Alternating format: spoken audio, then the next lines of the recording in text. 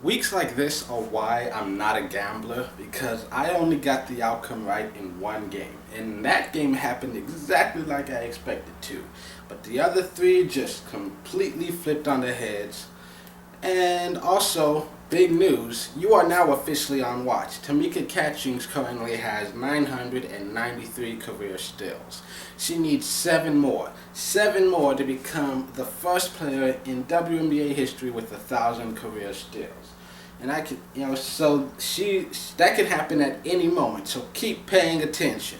It's coming soon. It is coming very, very soon. Greetings and welcome to the Fan Perspective. I'm your host Nathan Allen. This is WNBA Weekly, the show where twice a week I talk about things that have happened recently in the association and things I'm looking forward to in the upcoming games.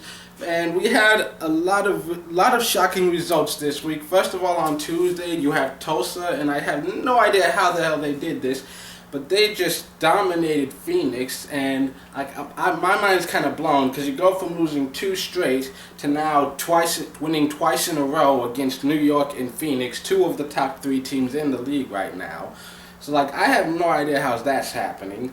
And then you have Los Angeles and the Fever, and that was a tale of 2 halves, because first half, you have the Sparks. They seem like they're breaking away. They look like they're just in complete control. But in the second half, things just completely flip around, and the Fever just completely dominate, and they just cruise to an easy win.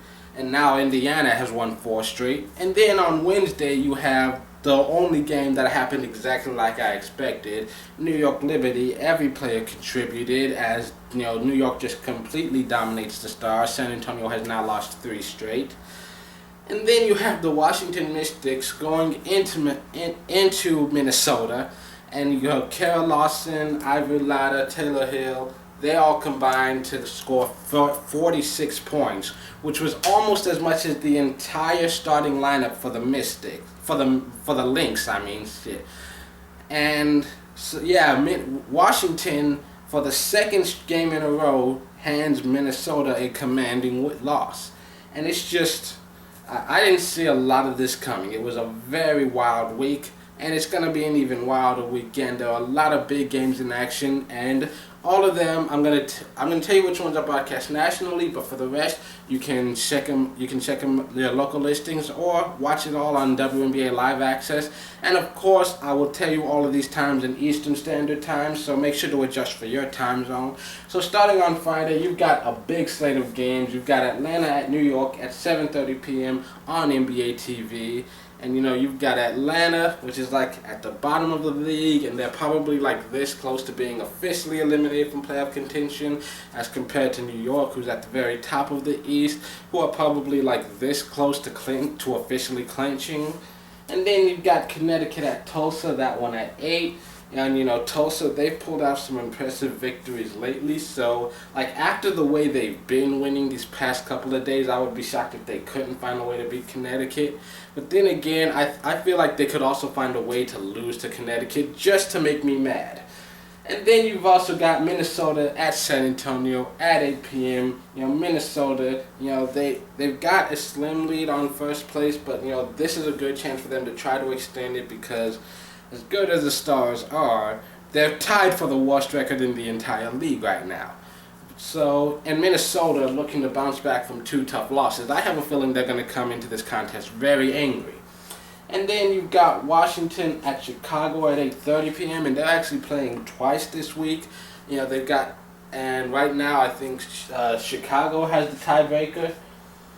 Yeah, Chicago right now, if they win this game, they will win the season series, owning the tiebreaker over them. And right now, since the Mystics, and the Fever are all just shuffling for position right now, that tiebreaker could mean a lot. So these 2 games where they play each other this weekend, those are both very crucial contests. And then you've got Los Angeles at Phoenix at 10 p.m. on NBA TV. And so far, every time they've played, it's been close contest. The Sparks lost by 3 when they played in Phoenix. They won by 5 in Los Angeles. Both of those were before Candace Parker arrived. So, with her back in the lineup, the Sparks should have enough offensive firepower that they can get past the Mercury defense. Then again, the Mercury, After a brutal beating by Tulsa, you can expect them to come out with some fire and really fight for it. And then you've also got Indiana at Seattle, that one at 10 p.m. You've got some of the biggest veterans in the game, Tamika Catchings and Sue Bird going at it. Seattle, they're continuing their homestand and they're still in the fight to possibly get into the playoffs and stuff, possibly overtake the Stars for 5th, and then the try to get past Los Angeles for 4th.